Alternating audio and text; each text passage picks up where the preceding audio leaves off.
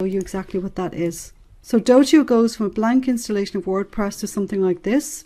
You'll see that all the pages that you need to run a course have been installed, and you'll see that all the plugins that are needed to run a course have already been installed too. So nothing needs to be configured in terms of the complicated setup that you would normally go through to deliver a membership course. These pages are all already created. So let me show you one of those pages. So this is a course delivery page that will allow people to go in, add their own video, add their own content, their own files, and deliver a course lesson. Of course, there are many other pages, including a dashboard for the members to access their information, their settings, and their products. It includes things like an instructor profile. So this is the dashboard that allows users to see which course they're enrolled for, which products they can download. And of course, this is the instructor page, which will allow you to feature some instructor for a course or yourself, whatever it happens to be.